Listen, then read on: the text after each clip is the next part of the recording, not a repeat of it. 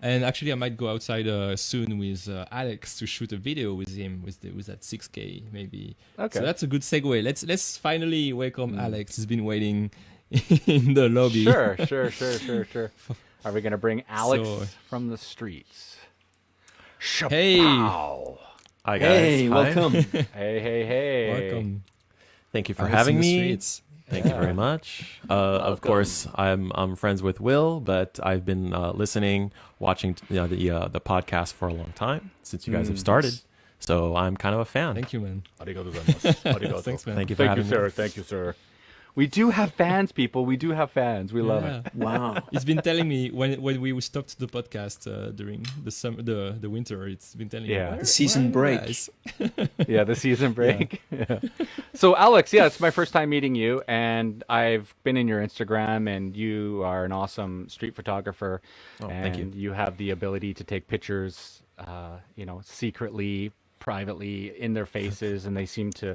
I've seen some of your videos where you actually talk about, how to get street photography and some of the rules where, you're taking a picture and you pretend you're taking a picture over there, but you're actually taking a picture of them, kind of thing. And you talk about like some of the secret ways of doing it. For me, I'm a little scared, because Yes, video naturally. is kind of scary for me, and I have to be careful with copyright issues. I was in Tokyo filming, and I got in trouble with some of my footage, and they said it all has to be blurred out, and I was like, I don't want to blur any of this stuff out. So Yeah. so for me, it's very difficult doing corporate work and video because I get in trouble and then I have to blur it all out. Which is not Yeah. With video, that's a really sticky part because you have this whole video and you can't really separate each little scene out of the video once you've made it, right? Because it kind of ruins the context and the flow of the video entirely, right? Well, with photography, with just one photo, if somebody says no, I don't like that photo, you can delete it right away. You can get rid of it right away, and you can kind of continue on doing other things. I see. Also, you're doing that's very different. You're doing that for more for the art, right? Whereas like you're not trying to use that commercially, right?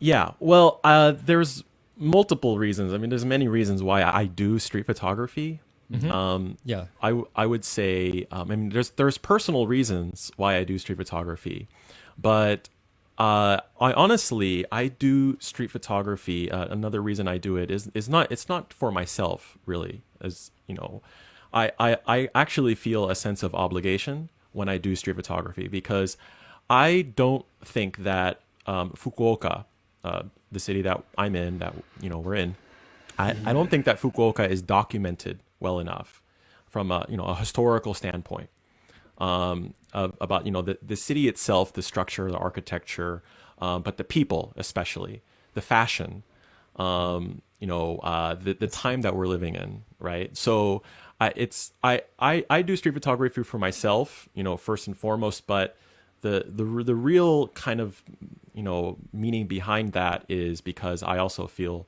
like I'm a documentarian. Like I don't want to sound too pretentious, That's but a really interesting point. I never thought about that, but yeah, I guess when you see those videos from like 1900 New York, and it's just people on the street walking, and you're like, oh, you're so happy to see that. You're like, wow, Yeah, Right. I'm a how huge fan people of that lived stuff. before, Yeah. right? Right. I think I a lot see- I of see the point. people, they have a view about street photography in the modern terms, modern way. But when you think about street photography, you have to think that a lot of the material that we consume these days about the past is street photography. New York in the 50s, 40s, 30s, the most right? famous icon images. Yeah. Just the most famous images you can think of right now. I mean, like the sailor kissing the nurse after World War II in New York. I mean, that's a street photography photo, and I think a lot of people don't really make that connection until it's presented to them in that way. Yeah. So true. Cool. Yeah, so it's a craft that a lot of people are kind of like not scared but a little worried about. Like oftentimes I see people like I'm on a lot of Japanese culture loving like Facebook groups. Like it's a French community, and some people would post a girl in a kimono, for example, and then every fucking time you get someone or several people saying, "Oh, did you even ask that person if she wanted to be taken picture of? Why do you do that?"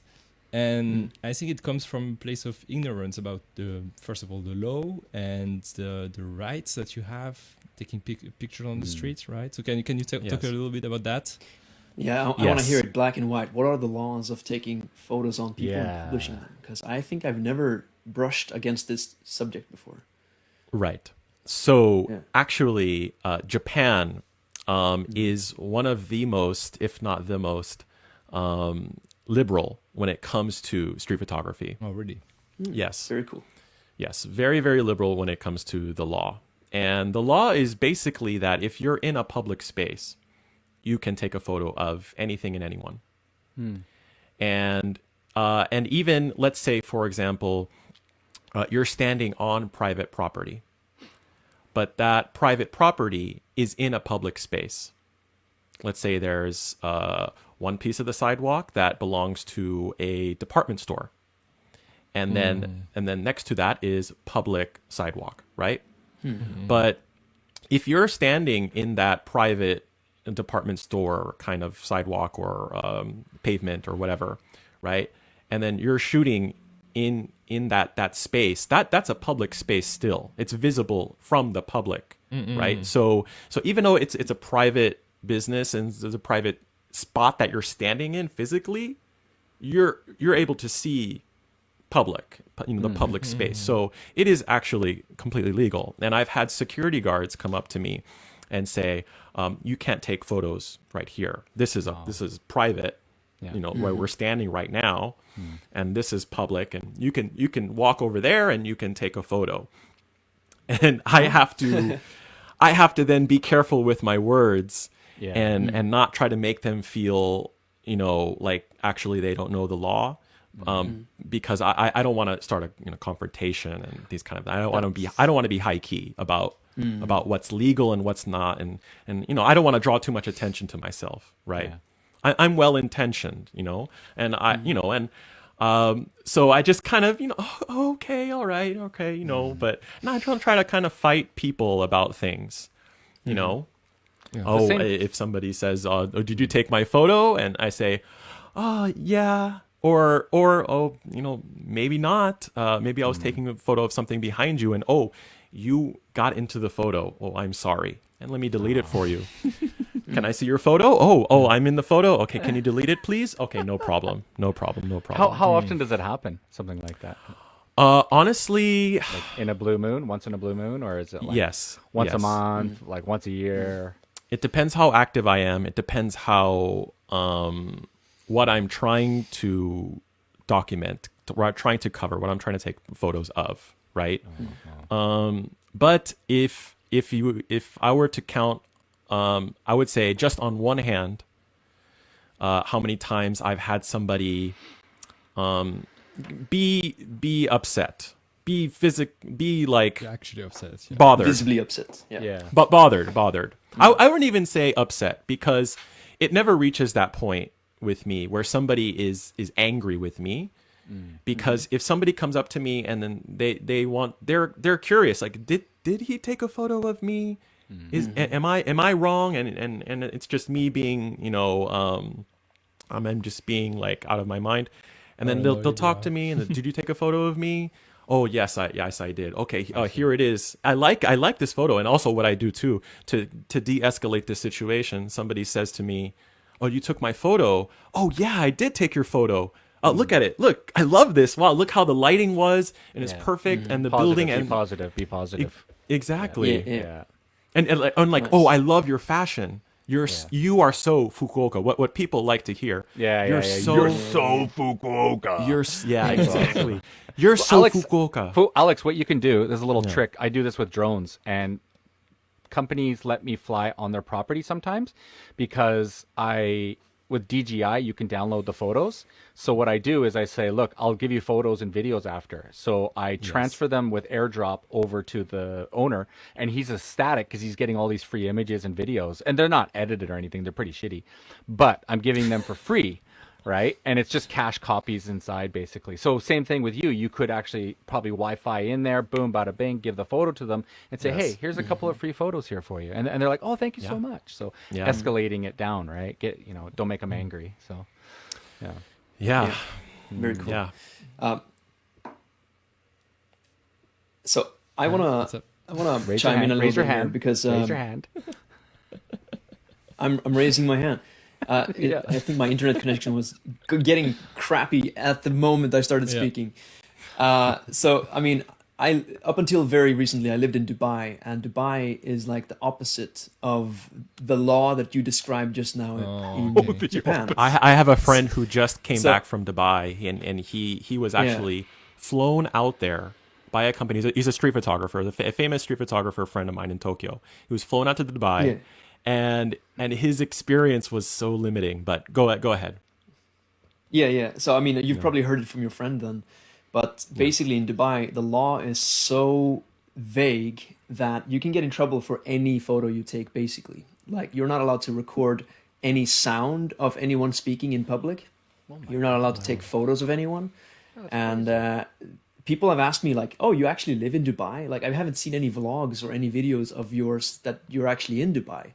And the explanation is as simple as, like, anytime I go out with my camera, there's, like, security guards in every single location that tells me, I can't have that in here.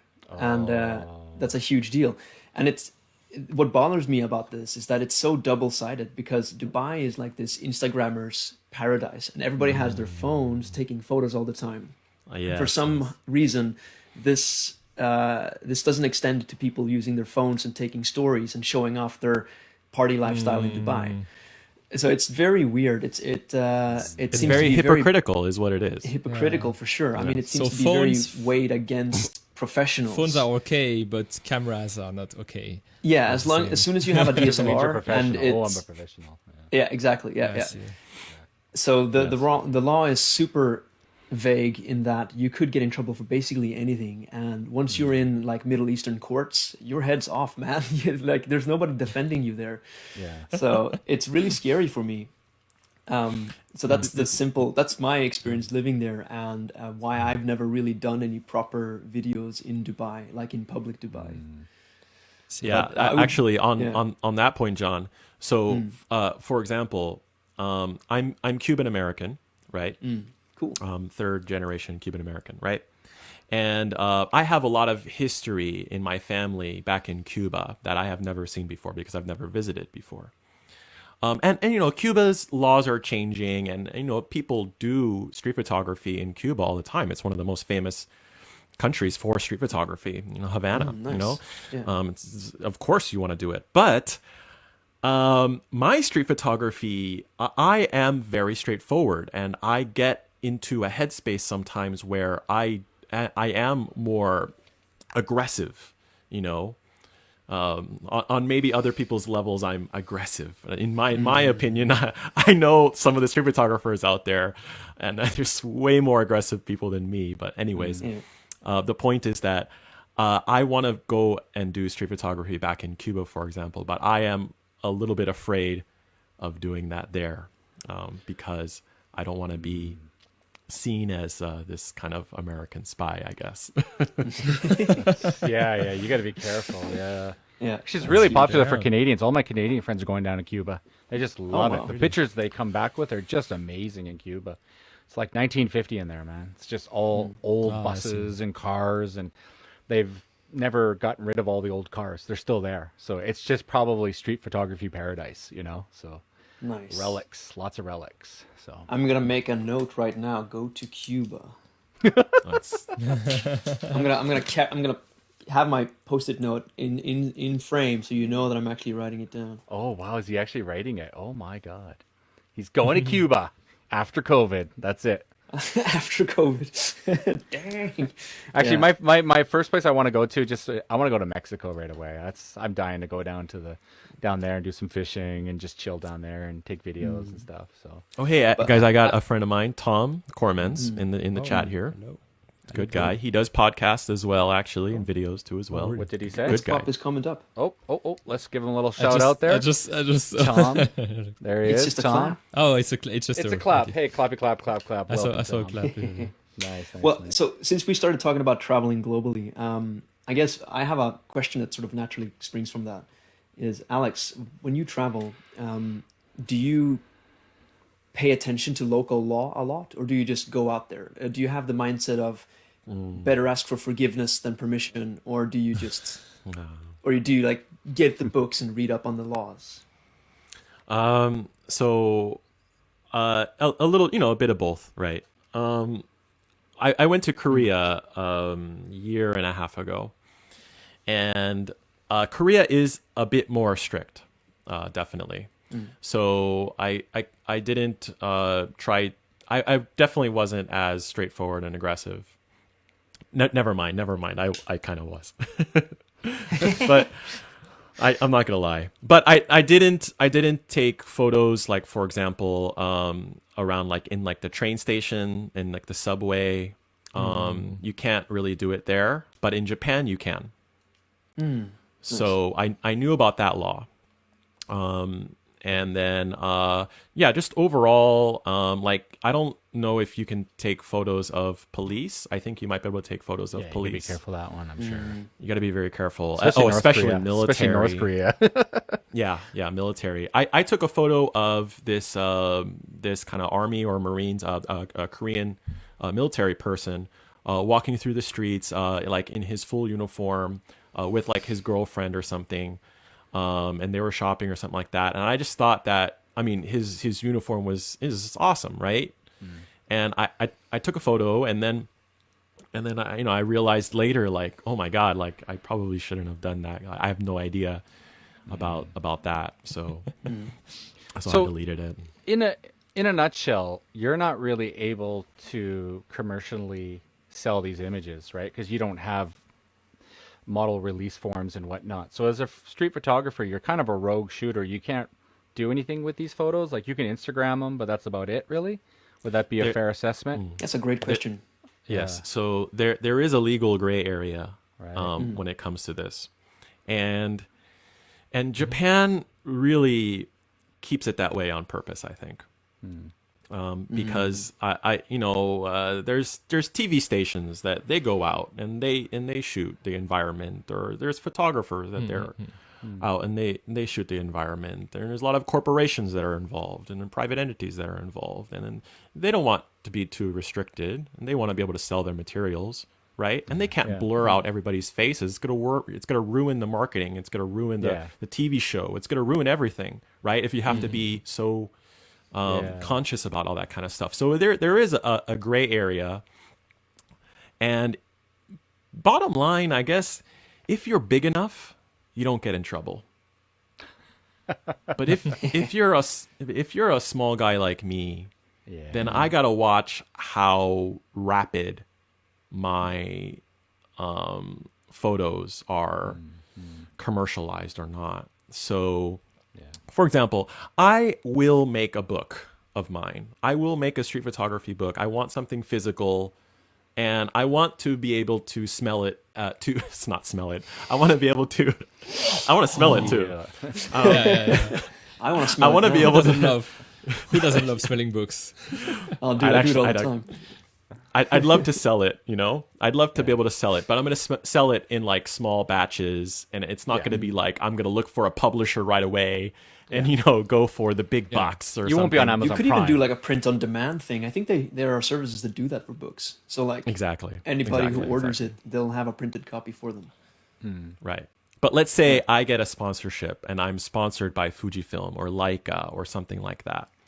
And I have tons of photos, and they fit this context or this story or some kind of theme that I have for my book. But I'm also sponsored, and I have these these kind of backings by a large corporation like that, well, then I guess I could get away with it. You know what I mean? Yeah. So it is a gray area. I noticed on the stock footage sites, if you search Tokyo, like story blocks, and you put Tokyo in, you'll actually see the streets of Shinjuku busy with people going forward and back in slow motion. And I always think to myself, how did that guy get permission to take a video of 1,000 people doing a crosswalk, video? So it is kind of a gray area, right? Like it's the public area, right? The thing is, I mean, I'm going to talk about France. I know the laws of France well on that side. I think it's more or less the same everywhere, but with minor differences. But when you're showing that kind of stuff, like dozens of people and nobody in particular is the subject, you're fine. You would be fine. Oh, okay. If you're not like actually focusing on one person. Yeah. Also, the thing about the news channels is there might be like some wager for like just reporting. Yeah. Something that's not commercial or that's not trying to put some narrative on top of it. If it's just a report, that might be okay. So it's the context. I think being used, the context also the use. But so that would be in the realm of like defaming somebody, and that doesn't relate specifically to photography. It's anything that you publish on anyone. So it could be a written opinion piece, I guess. There's a story actually where Japanese TV crew showed a Japanese guy with a girl, and he was having an affair. And so when it went live, it was actually him having an affair, and his wife saw it, and then she found out that his husband was cheating on her through the TV show, and so she sued the TV show based on the fact that they were showing her husband, doing this. And so that's why it all sort of came about in Japan, where you don't want to show people in public and stuff, because you could be showing a guy who's having a marital affair, an affair basically. So I heard it happen in Japan. So yeah, Alex, you're okay. You just don't take pictures of guys with girlfriends and stuff. I'm definitely careful when I'm in like Nakasu or Shinjuku about the kind of people I'm taking a photo of course. Just stop there for a second. If you guys don't know what that is, Nakasu and those areas is the brothel area. And when the Japanese businessmen go in there, this is really interesting. They actually put their shoes at the front of the door, and you'll see the brothels full of like 50 pairs of shoes, like just sitting at the front, and they organize them all beautifully. And all the men are going in there for a health checkup, it's called, right? So Alex is basically saying he doesn't go into those areas taking photos of that particular area because it's owned by the Yakuza and the Japanese mafia and gangs. So you do have to be really careful, obviously being in those type of areas. So I also just want to be clear for anybody who doesn't know, when you say brothel, it's not the international version of a brothel. Okay. Yeah. I mean, they're not going in there to actually have intercourse, if that's what you're saying. They're going in there to spend quality time with female company, and it starts innocent, but then there are like paid tiers where like if you are a big shot and you spend a lot of money, they might go on a date with you, something like that. Yeah. But it's how do you know this? How do you know this? Very knowledgeable. Yeah, well, hey, I know a lot of pretty girls. Hey, let's change it up. Yeah, go ahead. Yeah. No. So I just want to say that in Japan, these things they seem like they're everywhere, but that's because they're more like fancy bars where you pay extra for a female company. They're not places of sexual activity. So okay, you're talking snack bars. Yeah, most of them. So the snack bars. Cool. We got a question just came in. Let's head over here. I feel like it's easier to add photography to your business as a videographer than vice versa. Thoughts? I don't know if this has been mentioned yet. So what do you guys think on that one? We didn't go into that yet. Yeah, we have to go on that. Put that on the that's burner. What I want to get into. Yeah. We might true. But one thing, into it now. Before we segue into this, I think we need to ask a question. And I saw the question is just give me a minute. Where is it? Sorry. It said, "Who is Alex?" What is Alex on the streets? I think we should first drive into who is this Alex guy first. Yeah. I wrote this up because I want to give you the opportunity to really sell this brand. Show us the goods, Nigel. Yeah, I'm setting it up right now. You guys keep chatting away, and I'll be doing a little slideshow in a minute. Well, you go ahead, Alex. You explain quick concept, who you are, why they should follow you, and go from there. And I'm going to bring it in. So go ahead, Alex. It's all yours. Oh, right. So I am Alex. I am from California, USA, Southern California. And I got into photography initially through wanting to take photos of my car, in California. There's a big car culture in California, of course. And so originally I was kind of like a car photographer, And so, I had a camera, my first camera, because I wanted to take photos of cars in my car and things like that. But my wife, I married a Japanese girl, and then we had always talked about moving to Japan when we're going to settle down and have a child, and we have. And so I came to Japan, of course, with my camera. And initially I started shooting photos of cars and things like that, but to be honest, I went, yeah, there we go. There's some cars. I got into street photography because I wanted to preserve the memories of where I am, where I was living here in this city. And I come at it very well-intentioned. I hope that people see me as very well-intentioned about the photos that I'm taking. Some people might have different opinions about, why did you take a photo of this person here? You can look at any of my photos, and I will give you a good reason to why I took that photo, the context behind it. I have purpose, I have reason of why I'm taking my photos. For artistic purposes, but also primarily for documenting the city in a historical perspective. I love history. History was my favorite subject in school. And I love to see how a city changes. I love to see how fashion changes. I love this. And one of my favorite movies, hold on, let me get this, hold on. By the way, yeah, this is great. Sorry, just to jump in, here we had the Fukuoka, what was this?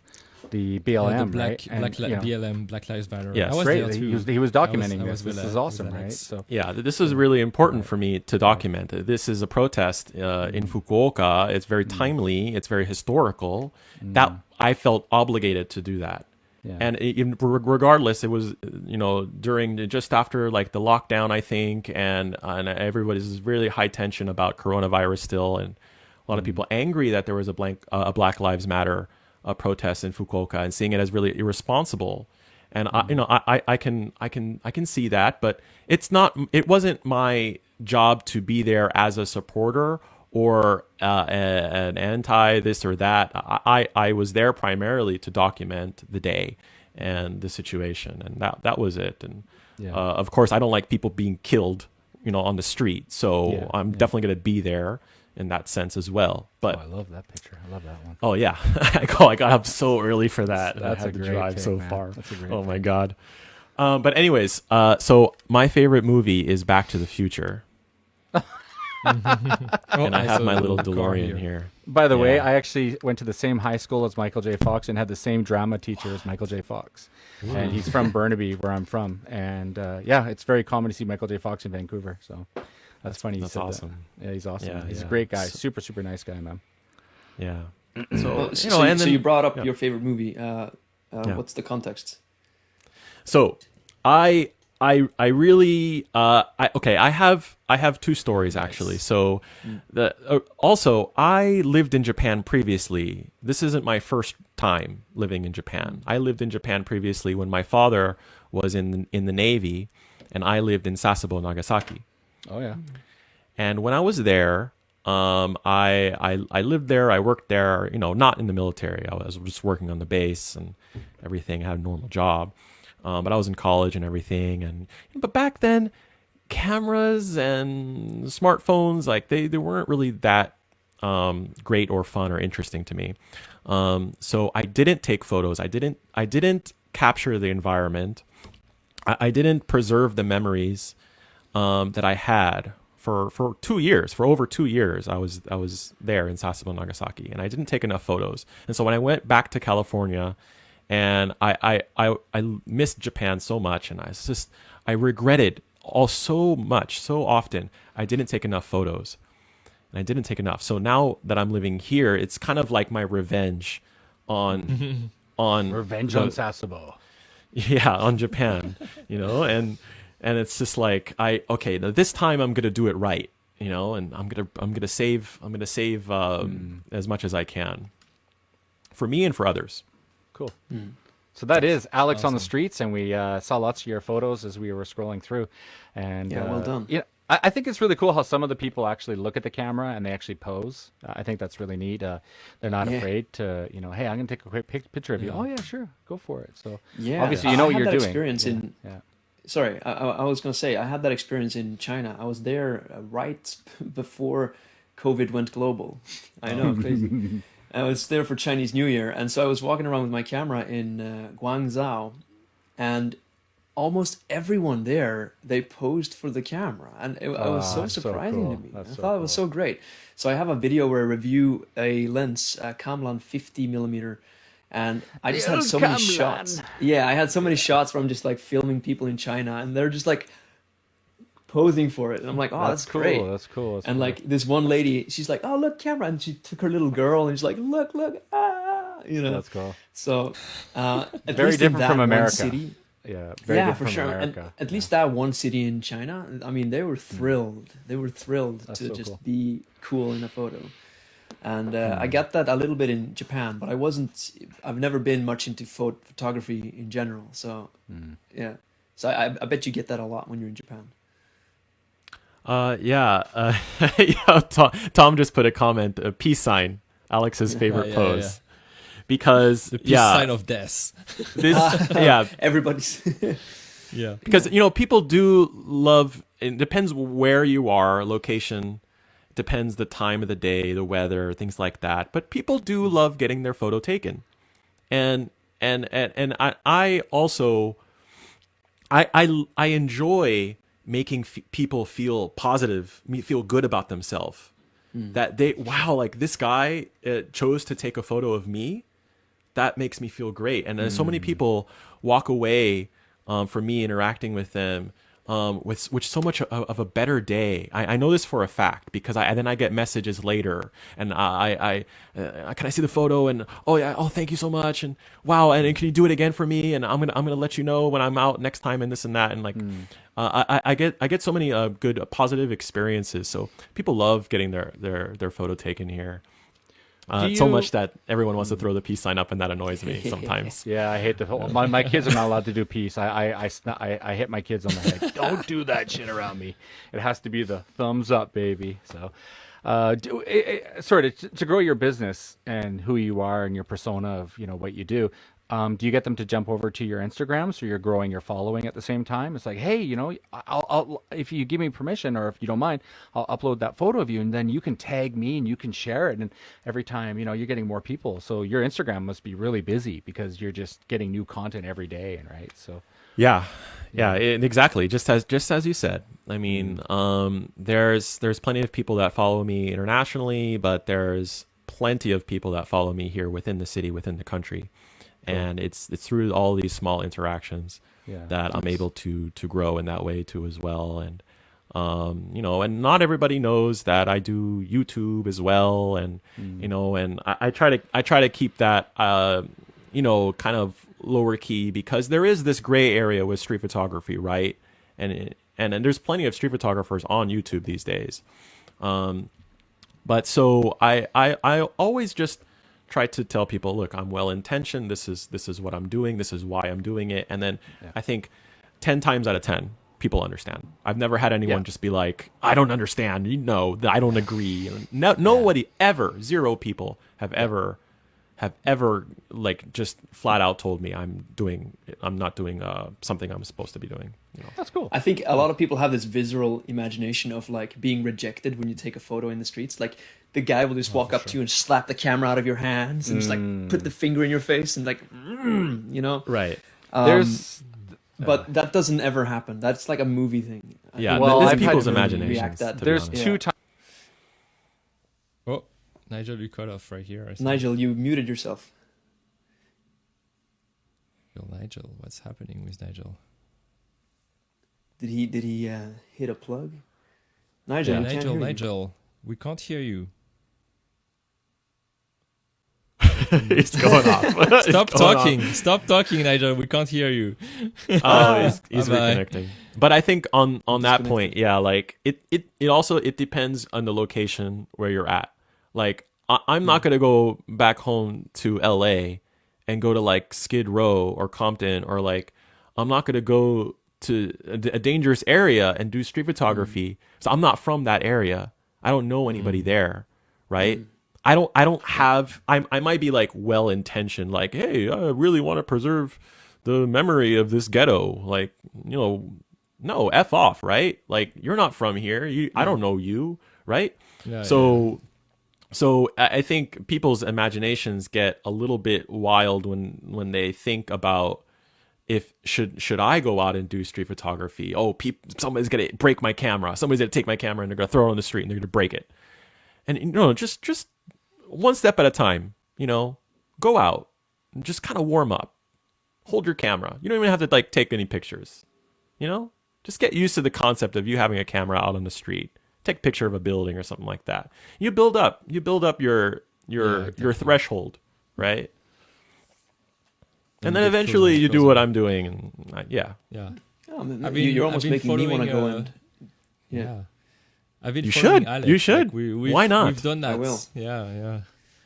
Alex has been trying to train me to do that too, and Yeah. I'm not as close to people as he gets, but it's doable. Yeah, you can overcome your shyness, I guess. I still prefer, I think, asking people, like going, and when I see someone I really like their style, their fashion or whatever, I'm just gonna go to them and ask them if they want me to take a picture of them. And and the you get rejected like maybe half the time, but that's totally fine. Like It's okay. do anything, right? It's like, because okay, then no you problem. learned why you got rejected. It's like, okay, is this location a good spot? Maybe it's not a good spot. Maybe I should go to a more friendly spot where people will say yes, right? There's a lot about, like, is it a place where people are just like walking their way and going somewhere, or are they just walking around and shopping, for example, where they might have more time, right? Yeah, totally. Should we go about the business side of things now? Yeah, let's touch upon that. Hopefully Nigel is coming back soon. Yeah. I guess he'll add himself to the stream when he's ready. So one angle that I really enjoy is how to link this to videography, because I mean, I'm in the midst of selling myself as a videographer in Iceland, and I've been having some success. And one thing that I've done is I've added photography as a bonus to my package of deliverables. So I'm not specifically a photography person, but I have the tools and I have the basic understanding that I can make fairly good portrait shots. And William has coached me a lot on this as well. And so, for example, on Monday, I went to shoot these old rock band guys that, you know, they used to play back in the 80s, and now they're old dudes and they want to get back into it, you know, and they had this music video lined up. It was super fun. And I sold them on the idea of like delivering a music video and then having all the portrait headshots done like professionally. And when I delivered the photos, they're just like, wow, I've never seen myself look so like, you know, professional. Like this is a LinkedIn photo basically. Oh, that works. So that was a simple way for me to add like a ton of value. And so I thought of this angle for this week's episode because it's very relevant to me at this moment. Like how to use videography to make your photography business better, or vice versa, how to use photography to make your videography better. So anybody have something to shoot off on that thought? I think for you, so we're basically the opposite. You come from more like video and vlogging first, and then you got better at making videos and better at making nice images. But you never learned like from the ground up, like how to make a good picture or right. You learn back like the other way around. And photography for me is still a foreign concept. So I think it's good to practice to do that when you're a videographer, That's the title of the video. How can it help? I think practicing photography can help you be more mindful and more have more purpose when you're framing your shots, when you're using light also, because when you're taking a picture, you don't have the subject moving, it's less interesting. So you have to make the picture interesting via the composition, via the light, and the tones and the colors and everything, and the emotion that you convey, like taking the picture at the right moment, and all of these. Once you've mastered that on stills, you can apply that to your video, I think, and make your video even 10 times better. I think that's what I would say, yeah. Because now you're noticing all these new things that wasn't so important for video. Yeah, on that thought, I mean, so I've noticed that people use gimbals and a lot, like to make the video more fascinating and moving and like, wow, But a lot of the videos that I prefer and still like enjoy aesthetically more are the ones that are just locked off on a tripod. So when I started out, I was completely caught up in this like vlogging, like go fast and have like this very like a lot of motion in your video. Daniel Schiffer. Yeah, Super good point. Yeah. But now I've reeled that back completely, and I feel that it's almost like a crutch to, like, you don't have to learn composition. It's like just throw this instead, and then you're good to go. Yeah, but that's a very good point. Yeah, I enjoy the well-compositioned shots way more. I did 21 days of tourism videos, right? So with an easy rig and a handheld camera, GH5S, no stabilization, nothing. And I had to walk around breweries, sakes, and waterfalls, and all these places they took me to. And 80% of the time, I just handheld it, and I just like, oh, there's a waterfall, there's a tree. Okay, let me get behind this tree, and just sit there and just get the tree and then this waterfall. Okay, that's a great shot. I love it. And I'm not even moving. I'm just like, that's a great shot. It's not about the action. Let the action do its thing. But just get this shot that's just epic. It just looks amazing. And then we sat there for 1 minute, and all of a sudden the leaves started to fall down. And I was like, that's it. Now's the time. And then we're filming it, and the leaves are just like falling. And all I did is I just held my camera. But I chose the right spot to put it in. And I wasn't moving. I just handheld it, and it was the magical shot. So... For me, I turned into just a, frame it right, get it right, but don't move the shots anymore. Keep it simple, man. Yeah, in street photography, we call that the camping method. Okay, I like it. I like camping. Yeah. Like the camping in video method. games, right? Right, You're like a camping and you're waiting for your shot. Right. Yeah. And I always say to John too, hold the shot. If you can, film something for 30 seconds of a barista pouring coffee. Don't try to film for 10 seconds. Try to film it for a minute and a half. Hold the shot. 4K. Hold the shot. Right, and you'll get a shot. Eventually, the steam will pour up, and all of a sudden the water goes everywhere. That's the shot I need. But for a minute and a half, I'm just holding it, and I'm like, "Come on, do something!" So, but I'm not moving. I'm not gimbaling. I'm not rotating 360, spinning. Oh my God, this epic shot and stuff. I'm just keeping it, simple, camping it out. I'm camping. I'm a camper. So. A little bit of Bresson is. I just want to acknowledge a comment from one of my buddies, Krister. He seems to relate with what I said. He did video first and then photography second, but he recognizes how much they overlap, and definitely we're talking about composition now. I think William really nailed it when he said that this photography teaches you how to compose your shots way better, and so. That was what I was lacking when I jumped into videography. So I'm very happy to So now that your composition and your lighting are better, you realize that you don't need to move the camera around, and you don't need to use transitions. You can just have simple shots, cut, shot, cut, and that's it. And the video is transitions anyway, right? I'm a very vocal advocate of having just regular cuts 99% of the time now. And I do it religiously for almost all my videos. I don't do any sort of whooshes anymore because it's so crazy compared to how I was when I started out. But I just sort of started watching these old Hollywood movies and realized that they're so powerful and they just do regular cuts. And if it's good enough for Hollywood, it's good enough for you. Yeah. So, yeah. Yeah. The only movie I know with transitions is Star Wars. the wipe the transition. wipes. Yeah, I would say one director that does it really well is Edgar Wright. He has transitions for pretty much every shot, and it works for him because they're very intentional and it's like match cutting stuff. Well made. Yeah. Very well made. Yeah, like he put a lot of thought and crafted. effort into them. Very crafted. Yeah, Yeah. especially, So it's not like especially if you random. look at especially if you look at Scott Pilgrim or Yeah. Oh, No, every movie that he does is Every- similar every to Scott movie, Pilgrim. yeah, it's But true. Scott Pilgrim, because of the comic book origin, I guess you're right. Yeah, they really pushed it beyond. like to 11. Exactly. Alex has got some comments. His Instagram must be going off the hook.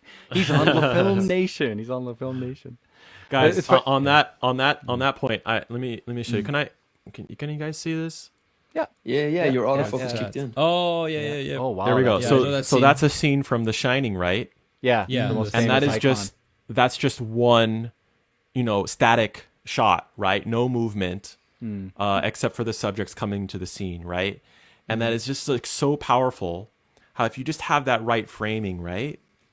Exactly The how you're talking about. There's a lot of symmetrical framing in The Shining. Yeah, It's such all a amazing symmetrical. movie. Yeah. Yeah.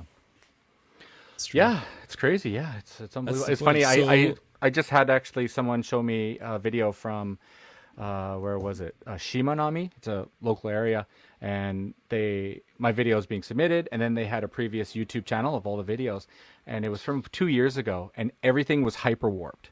You know, when you go up to the shrine and it's all hyperlapsing, and it's like, here's the shrine, here's the coffee shop, and it's 90% hyperlapse, and I get a headache watching that stuff. Yeah. It's like, oh my god, I don't even remember what I saw because it's just so fast. But even our city here in Fukuoka, we had a hyperlapse video, right? And it was really popular. But it's kind of died out. That whole hyperlapse Yeah, thing it's a fad. It was a fad. Yeah. So again, That was a just great cool video. I shots. think I saw that. It was cool. Yeah, But, yeah. The Fukuoka. Yeah, but Fukuoka after one's 3 good, minutes, yeah. you're like, ah. I The feel way like I I had feel 12 about these cups of coffee. videos, Yeah. they tend to Yeah. be made for other editors just to show off. Oh, But Exactly. It's like anytime I a show it to thing. like my parents or something, they'd be like, just, oh, shut it off. What are you even, Yeah. you know what I mean? So I don't think they really reach the general audience as much. I see. Yeah. So again, just great shots. You know, being a photographer, videographer would be good enough, I think. So Well, I think tell your story. to sort of put a nice little bow on this topic, Matt added here that he does the transition. Edgar Wright uses transitions to move the story along and add energy that is needed. And I think that sort of summarizes what we're getting at, is that if the transitions add to the story, and the story is always what's important, then they're fine. But if they're there for the sake of being cool and like for whatever reason, then it's best to cut it. Yeah. So always push the story first. The story is actually what you're conveying. You're not conveying your skills as an editor. Nobody cares. For those who don't know who Edgar Wright is, I actually had to do a search on him just to sort of get a frame of who he was. So many movies, man. Shaun of the Dead, Scott Pilgrim, Ant-Man. Baby Driver. Wow, Ant-Man. Okay. Really? One of my You did Yeah, Ant-Man? Wow. No. That's he was credited as a producer, okay. I think, and he was supposed to do Ant-Man, Oh, okay. but And- he didn't. one of my favorite all-time movies, Tintin. I love Tintin the movie. I love that.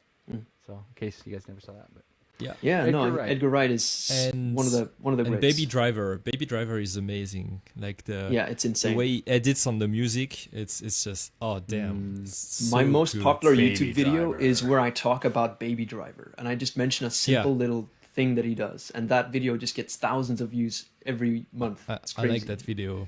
I like that video a lot. It's I think so short. I really like that series that you made. It was way back. You should do more. You should do more. well, That's- thank I'll you. just, Yeah, just, no, it was just so some of those who maybe can't see, I'll just do a quick little share there. So for those who are kind of wanting to see Edgar Wright, and then That's you the can man. see, you can see some of his movies, and then Well, then it's kind of like a counter example to our to our argument of not using transitions, but Yeah. well, no, because he still puts composition first and story first. yeah, for So sure. I think for sure. while he's not a counter argument necessarily, But it's the that's emphasis that probably we're trying what- to yeah. get to. Yeah, but probably not someone that you should take as an example of what you should do yourself if you're a beginner. Because I think you I should would learn say, from yeah. everyone, man. You should learn all Right. styles. Yeah, in life. but like you should try to learn to walk before you run. Like it's like I would say the this is movies that pretty had the crazy. most effect on me, like watching the old cowboy western movies. They're still so exciting yeah. for me, but Yeah. they hold the shots for like crazy long. Like yeah, if you guys have watched and you build tension. The Good, the Bad, the Ugly anytime recently, I mean, that's one of my. there are favorite shots where they just movies. hold it for a minute, and still you're engaged in it. Yeah. So those movies teach you so much about how story can grip you, and I still regard them very highly. So sure. I don't think there's a single camera movie. There might be some pans, but there's no real dolly or anything like that. Wow. They got a whole bunch of good comments coming in here. We got. Did you guys show this one? Perrin Vlogs. Oh, Just Parent. turned- Just popped in. Hey, Perrin. Is Good a to see you, friend man. Welcome. Of me and Alex. That's right. I met him before. Yeah, he's a photographer. That's right. Yeah. Yeah. I've seen him at your studio before. And then he followed up with the, speaking of transitions, I remember the movie night we had at Williams and watched Yeah. Hot Fuzz XD. Yeah, Hot Miss Fuzz. y'all and keep up the dope work. Thank you. Thanks, man. Yeah. Yeah, Hot Fuzz is pretty great. Cool. So we're moving along. We're coming up to the 1 hour mark. We've certainly learned a lot about Alex, and we are learning about, techniques in street photography and, some of the do's and the don'ts and, some of the secret methods on how to do it. My mic crashed, but I'm back again, and we're talking about Edgar Wright now. And what's next, boys? What are we going to move on to? What's the next topic here? So, What do we have? Oh yeah, we should talk about your YouTube strategy. So, okay. so Alex, you told me recently. So Yes. you have a pretty good growing channel. It's been growing, especially since the last 6 months or a year, Yeah. about a year. Can I get a name Yeah, for it, please? and, Is there a name for Alex the- on Streets. It's Thank you. yeah. So you're right now at 7,000, Yeah. and damn. that's pretty good. And Yeah, so my you my have goal a for new- 2021 is 15K. Wow, Okay, cool. nice. Yeah, That's good. that's my goal for this year. So you recently bought new cameras and sold old cameras, and you have a new What's new, approach really? also to your upload schedule. So can you talk a little bit about your niche and your Right. approach also to being regular on YouTube? Yeah. Okay. So you have my YouTube channel up right there. Mm. Okay. So take a look at my view count, right? Yeah. You can see Yeah, that's true. I got like 3.5K, 1 point, Yeah, pretty here, solid. five- Yeah, those are solid numbers. 5.2. Yeah. But those are really low numbers compared to if you look at you see the one where I got the camera I'm holding out in front of me, the black one right there. Yeah, that's and then 130. see that's my most successful video, 130. 130K, right? The magic. Oh, Oh, lens that's the one I for- shot. This is the one I did with Will. Yeah. It blew up. I still Wow. get messages for that video to this day. I still get messages. I liked it. Oh, thank you. I'll have to check it Daily. Daily, I get messages for this video, about this video. I'm not 310, kidding. baby. Nice. 310. And yeah, it was a banger. I loved that video. It was fantastic. And it's really difficult. You can try and you can try, but it's really difficult to kind of strike that magic, I think, in a video where just everything just comes together. Where just the weather was nice and the people that were in it were great, and the music I selected and the transition and the content and everything was really worked out for that video. And it grew me a lot. I think for this one video, I grew easily, most of my subscriber base, 5-6K, right? Yeah. Wow. Nice. And it pushed me well beyond into monetization and all this kind of stuff. It's really difficult to kind of just like petting my It's camera like, there. oh, the camera. Yeah. I like the there's a lot of fun stuff in your videos, a lot of memes and a lot of Yeah. cringe comedy. Right. That's my style. That's true. Yeah, Pre-COVID I here. get This into is the pre-COVID, cringe. Pre-COVID. I don't like when people say that I'm cool, or that if I don't want to call myself like cool, like to me that'd be like an insult. Oh, commercials. Like, But sorry Making guys. money. Hey, you're making money right now, dude. You're making money right now. I want to do cool things, you know, but I don't want people to say that I'm cool. You know what I mean? Yeah. And I want to focus on the context, and I don't want things to be about me. I want to be able to help people with their gas syndromes, and I want to syndromes. I want to help people kind of deal with the kind of rationalization for having to wanting to buy some gear or whatever and stuff like that. But at the same time, I don't want it to be all about the gear. I want it to be about the city. I want it to be about the people. I want it to be about street photography in general, because that is, of course, what's usually missing from most reviews about gear, right? For sure. And I want to kind of trick people. Is what I want to do. I want to kind of trick people, say, oh, it's a gear review, okay, but you click on it, and then you, after about 5 minutes, you know, when usually people's audience like drop off, I want people to be able to stay there and keep watching because they're enjoying the street photography, because they're enjoying this new location and things like that. So and oftentimes my reviews aren't like the best reviews of the gear. Like it's not like right. Yeah. I'm not doing like a solid like review, you know, like I'm making a street photography video. Yeah. I'm romanticizing that if you had this lens or this body or this camera, whatever, you could do this. You know what I mean? I'm trying to romanticize it here. That's what I'm. The only thing is, when I look at your channel, this is just some advice for those, and I'll just do another screenshot again. It's really easy. It's super fast advice. Just there's not much for me to go in here, so all I have is the home video button here, this one here, and then I have uploads. Make a playlist page. Make a playlist called street photography tips, and it doesn't have to be your own, Alex. It could be anyone's. So it could be like your friends, and then you have street photography tips. Maybe Fujifilm lenses that you use, and then you say like my gear, and then you could link other videos inside here to make it look a little more like street photography. But it could be like your friends' videos populating this channel, or you could organize all your videos. But just, and I feel like it needs a little more than just, you know, this only. So for example, for sure. Yeah, I'm honestly I want to add to what Nigel said as well. Playlists help view counts as well. So when you recommend playlists rather than videos, then people might watch the playlists. My problem is I have the playlists in the playlist tab, but I don't have them on the home. I can put them on the home. I didn't even know that. Just create unique. So here we go. Look at this one. Here's a playlist. So I have like reviews playlists, and I have like vlogs playlists. Yeah, so you just need to edit your home. So here I have Cellar J Films, I have John Bear, I've got Accent Fukuoka, I've got featured channels, and then I've got highlights, I've got podcasts, past live streams, blah blah blah. I have maxed this out.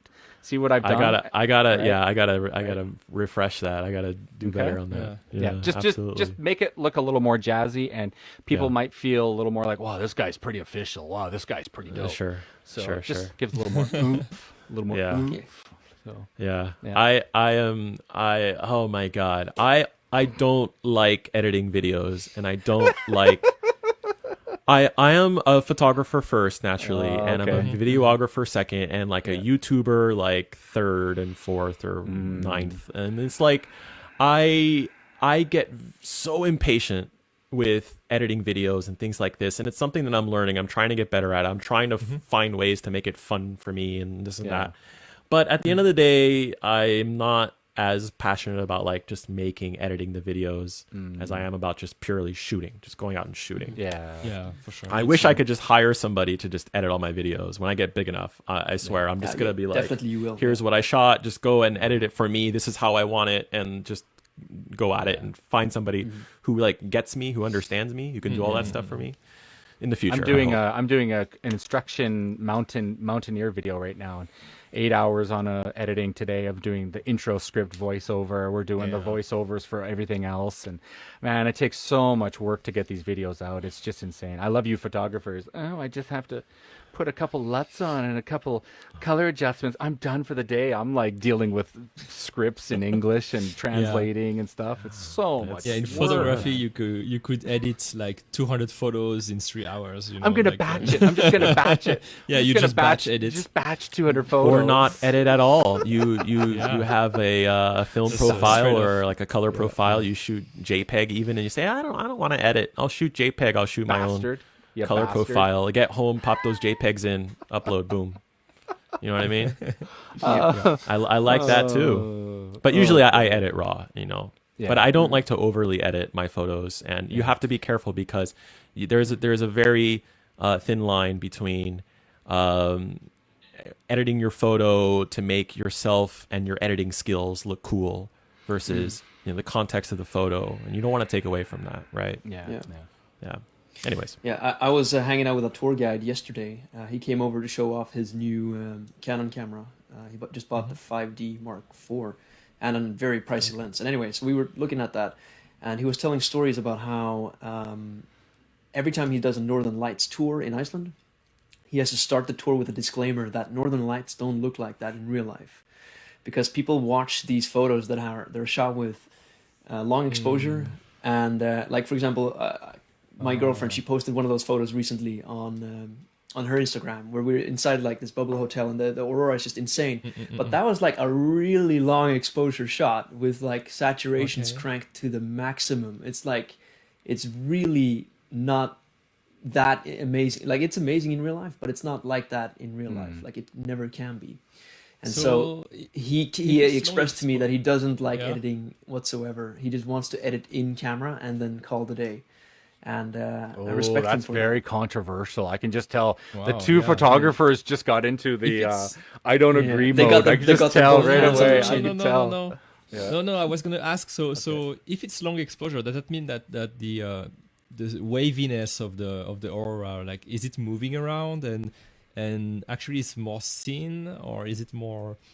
What does it look The like aurora, in real life? some days it does look like that. Like, we had a day a week ago in the backyard where I didn't have my camera ready, but I did do a time lapse. I'll publish that. Actually, I didn't publish that yet, but that time it was moving so much that I did a long exposure to get the light, and the aurora just came out as like a big green blob on the sky. So some days it's because it moved moving a lot. so much. Okay, I Yeah. see. But other days it's kind of static, and that's the ones where you get the best photos. So when it's the least impressive for your eyes, that's when you get the best photos. But when it's like dancing in the sky, it's hard to get the good photos. So that's why something like a high ISO camera like the Sony's, they're very good for aurora videography.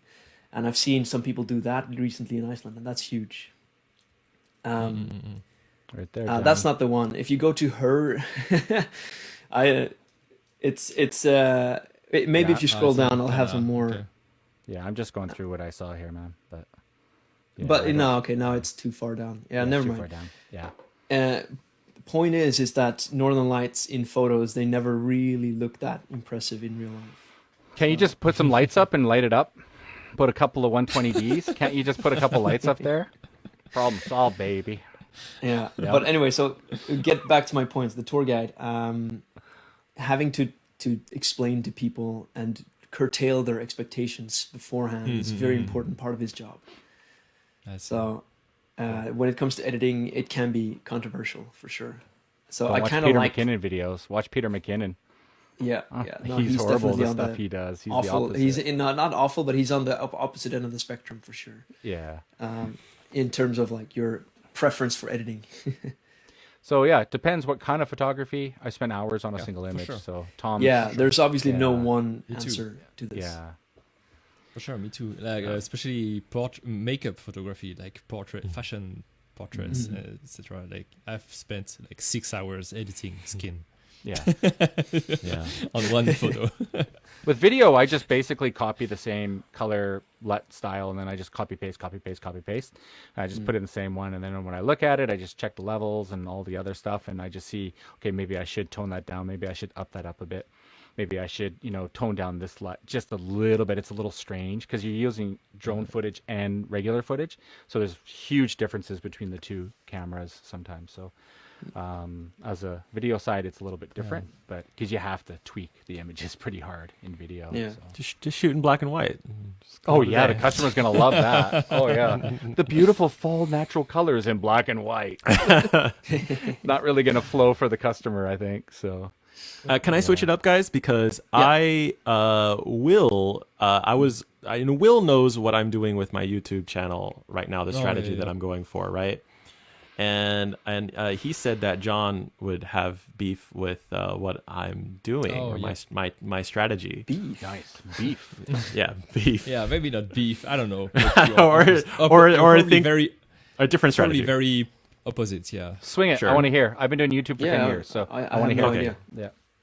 So, as you saw from my channel, I have a bunch of videos and stuff like that I did back in 2020, and those kind of I shot them, I edited, boom, upload right as soon as I can.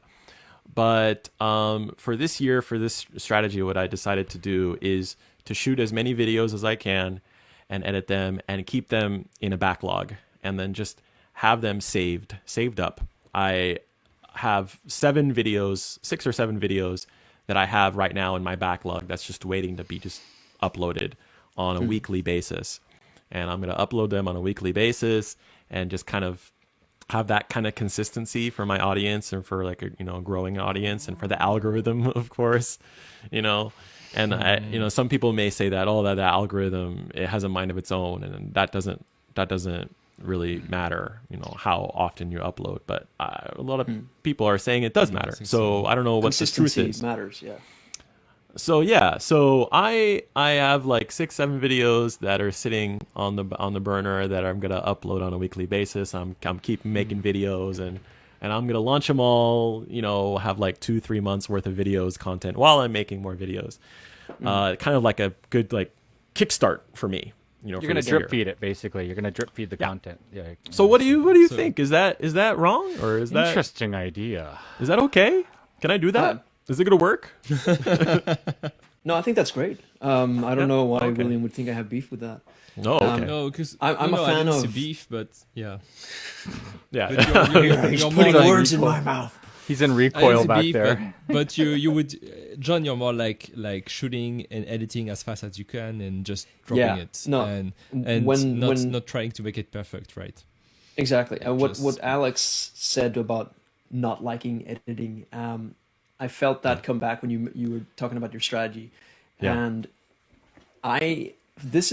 everybody's different, but for me, I know that I would also find editing boring if I did it at that pace.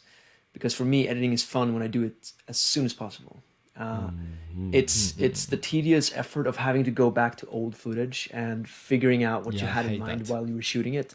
That's the part that makes it so difficult for me. And if I wait on footage for more than a week, the video doesn't get made. Simple as that. And for me, that's fine.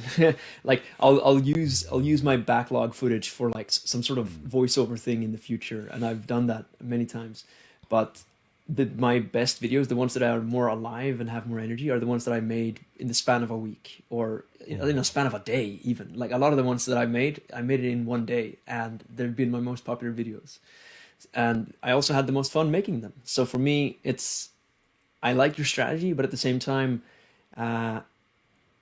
having them made close to when they were shot is very important for me. That's what I'm doing, though. I'm doing that. Oh, good. I'm just But not the thing uploading. is, You're just releasing them. Yeah, okay. You're just You're going to releasing eventually them. come to a point where you're not Right, going to right. have consistency anymore. Right? Exactly. So if you've Exactly. got 7 in the pipeline, Right. No, what are you going to have? Are you going to have On 10 that- more available in 3 months? Like that's what you're saying. I hope On so. that note, I'm very hope I similar. keep it up. I have videos that I've made in the same day that are coming out twice a week now. So Yeah.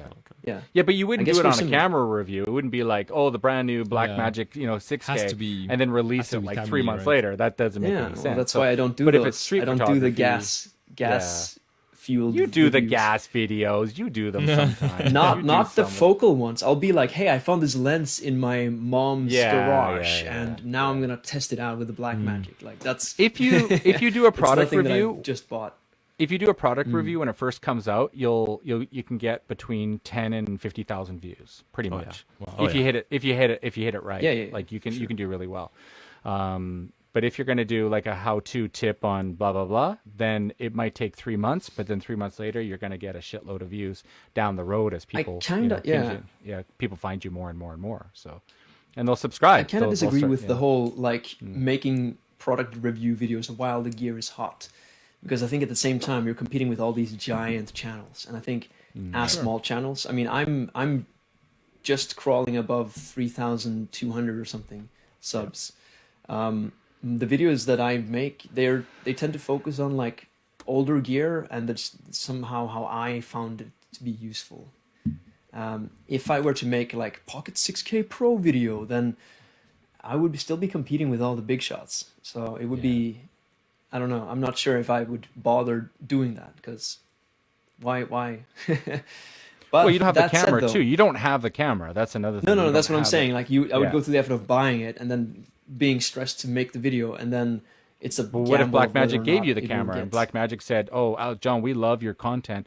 Would you be willing to borrow it for 2 months? Would you want to be the first people to have it?" You're going to say, "Hell yeah, I'm going to take it," because if you've got the first person to have the 6K, and when you release it the day they release the camera, you're looking at 50,000, 100,000 views or whatever.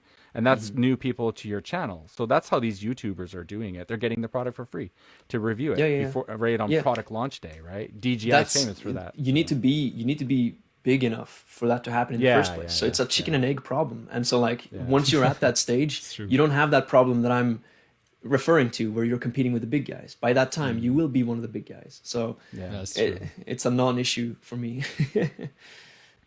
Yeah. That said, though, I do have a friend in the Netherlands who made a video about the Pocket 6K Pro within the week when it came out, and that video got pretty popular. So it's not impossible, and definitely not impossible. I saw it without knowing that you knew that guy, John. So that's funny, eh? Wow, you actually saw it before, He recommended it. That's cool. Yeah, so that just tells you that was. That's also because video. I was so much researching that camera that I watched literally every video on YouTube talking about the camera. So maybe every one of his 15,000 views came from people like you who watched all the big shots first, and then sort of trickled into the smaller creators. Oh, yeah. Well, and he was one of the first to actually have the camera and do something with it, and not just talk about the release. You know? So, I think though, sort of getting back to Alex, though, I think focus on like what John does, those little intricacies that you find like in your camera stuff, oh, I like this strap because in street photography you're always on the go. I love this strap, and you just maybe show 3-4 different straps.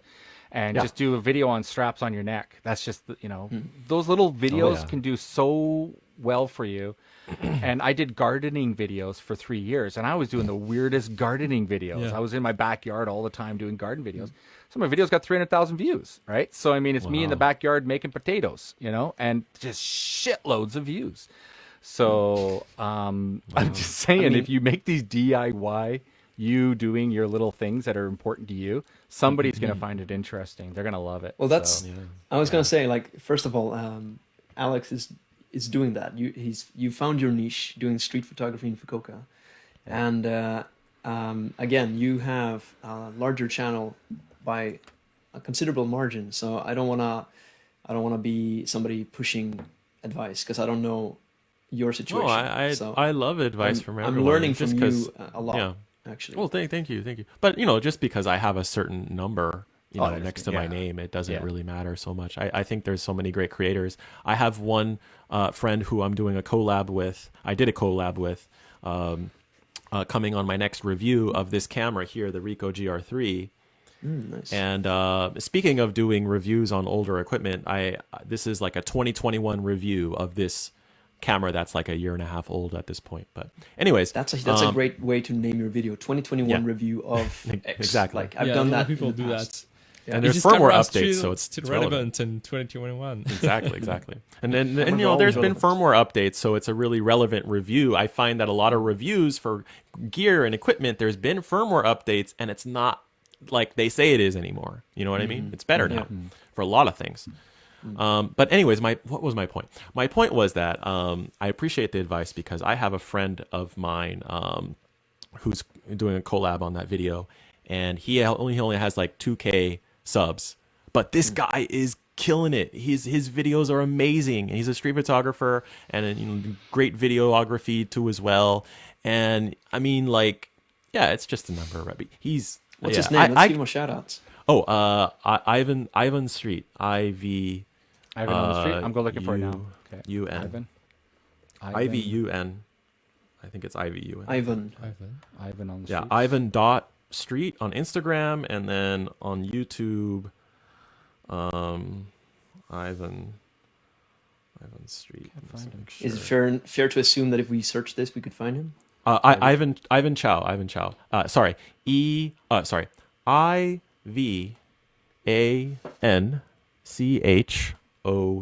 and he's got a black and white picture with Ivan Chow. And this dude is crazy good. He does great narrations and he does great simple transitions. And watch that video right there. That one right there. Right there. Right, that one. Yeah. I love this. It's a very, very simple shot, right? But he has this very, very minor, graphic, elements to kind of explain. Can you guys actually hear audio when I turn on the audio? Do you hear it? No. No, not really. Okay, so he's not there. Okay.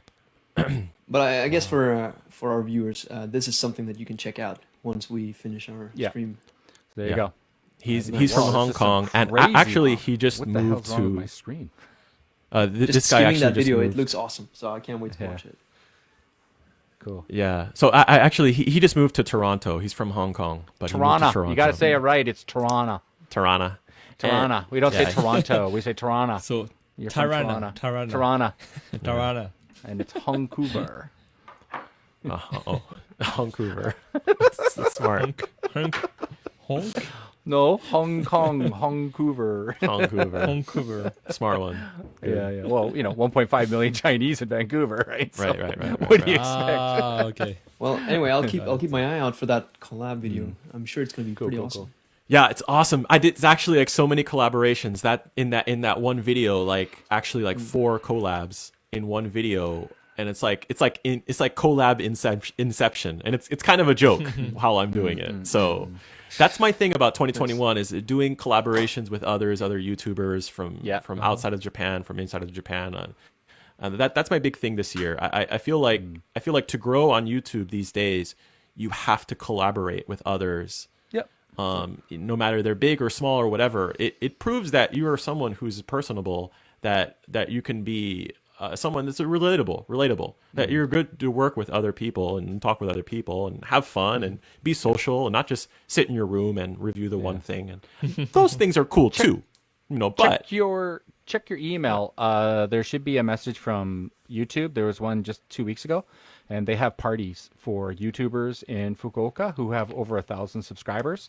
Really? And then they match you up with people who have 1,000 or more subscribers, and you get free pizza. And it's usually in Tenjin, and that's how I met some big YouTubers. What? Yeah, Really? you get free pizza and beer from Google, man. It's pretty cool from YouTube. I didn't hear anything else you said, but check your email. So. Check your free pizza. All right.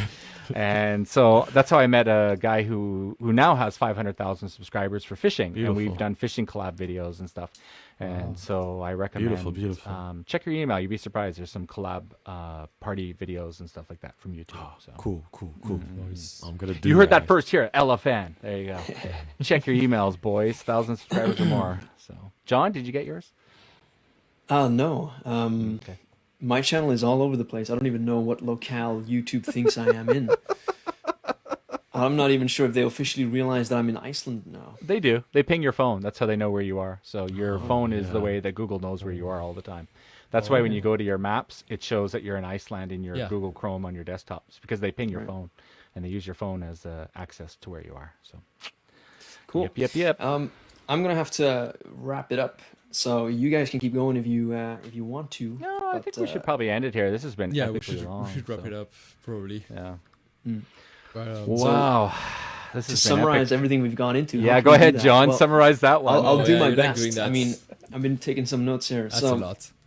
Oh yeah. Well, so we started pretty quickly. William just showed off his new piece of gear, the Pocket 6K Pro, but we didn't linger on that too long. We quickly went into introducing Alex. who has been amazing today. Thank you so much for being here. Listening to Alex Thanks, guys. talk Thanks for having me. yeah, it's definitely sparked a bit of a it sparked something within me. I feel like I want to go out with my camera more and just taking photos and capturing moments. Just personal stuff as well. Just to, like you said, you said you wanted to take revenge on Japan because you didn't document your first time staying there, and it's true. Like it's when you look back at old photos, even if it's just for yourself, it's so important. So we went into that quite deep, just what you're doing and your profession, so to speak, and the way you view it as you called it a documentarian rather than like a business or something like that. And I like that. It feels very personal to me, and you really brought us along on that journey. Later on, we went into talking sort of like a business side of things, and we didn't stay too long on that. We mentioned a little bit how photography helps videographers in like selling more value to our clients, but we quickly jumped into how mastering photography as a skill affects your skill in videography. So we mentioned how when you're coming from a photography background going into videography, composition will take center stage rather than focusing on movement of the camera and all that fancy gimbal stuff. And we all seem to agree on that proper lighting and composition for your videography is huge, and these are complementary skills that you can learn from videography. So very, very important stuff, and I think William made that point very, very well. And after that, we just went sort of off the rails into like YouTube territory, which I really enjoyed as somebody who is trying to grow myself as a YouTuber. And I enjoyed that quite a lot. And we talked about, you know, the pains of editing video and figuring out a release schedule and, yeah, trying to manage all of that. I guess that's it for my summary. Hope I did a good job on that down. Did you really write all that down? Wow. And just quick little dots. You're taking minutes. You're taking minutes on the brainstorm. I gotta start doing that. I gotta start taking notes. That sounds very impressive. Wow, you really summed it up better than that should be the YouTube. Oh, really? Wow. I thought I was sort of rambly, but I'm glad to hear that. No, we should almost take that description and actually make it the YouTube description and call it the what's it called? Hypnosis. You should maybe do that and then actually add that. You can go back to that and do the times. You know the timestamps. Yeah. Oh yeah. Get deep. Anyways. All right. Cool. Yeah. All right, awesome. Is there anything you want to add to that, Alex? Like, now is your spotlight. If you want to advertise something or say something, final words. Oh yeah, well, you know, my Instagram handle is right there by my name. But anyone is free to send me a message on Instagram, comment on YouTube or anything with me. I'm an open book. I get messages all the time. I try to answer messages as much as I can about anything. So if you have a question about street photography, about what kind of tips, advice, anything like that, like I can help out. You know, give you some help, a little bit of advice. You know, and I think that the main thing I want to encourage people to go out on the street with their camera and take the photos and not be afraid. And what you're doing, taking photos on the street, you have a right to do it, and there's a lot of merit in doing it. So go for it. Wow, nice. Very good. Go out there, guys. Go find your old Nikon and Canons and get yourself a nice lens on there, and boom, bada bing, start taking some photos again. So yeah, that's awesome.